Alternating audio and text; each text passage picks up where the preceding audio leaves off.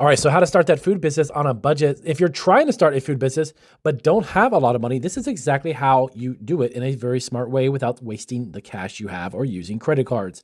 I've built food businesses from scratch, and I can tell you right now, the people who spend the least in the beginning usually actually succeed faster.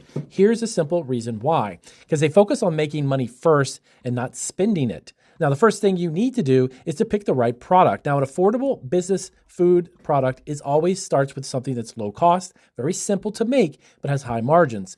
You want foods that are cheap to make, easy to scale, and don't require a ton of ingredients. Think things like chocolate-covered items, from strawberries to pretzels, cookies, even brownies, snack mixes, trail mixes. Things that you can make quickly and consistently. What you want to avoid in the beginning is anything that's complicated or overly expensive, because that's where your money disappears awfully fast. Next up, you need to keep your equipment very simple. You don't need a commercial kitchen loaded with gear. Most of the time, you can actually start with what you already have in your kitchen. You've got an oven, mixing bowls, trays, basic tools. You're ready to rock and roll. If you can make it at home, you can start selling it. That's the mindset that you need to have. Now, let's talk a little bit about packaging, because this is where people overspend. Your packaging doesn't need to be super fancy when you launch. It just needs to be clean and presentable.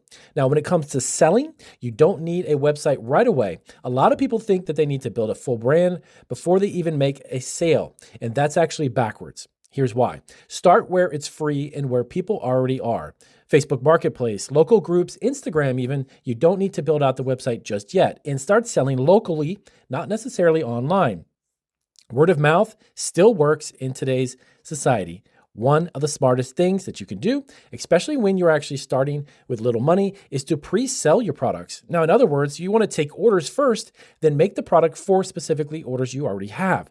That way, you're not wasting money on inventory that might not sell. Finally, once you start making money, reinvest it. Don't pull the money out right away. Take your first $100 even, if it's your first few hundred, and put it back into the business. Buy more ingredients, improve a little bit on your packaging, and also increase your production.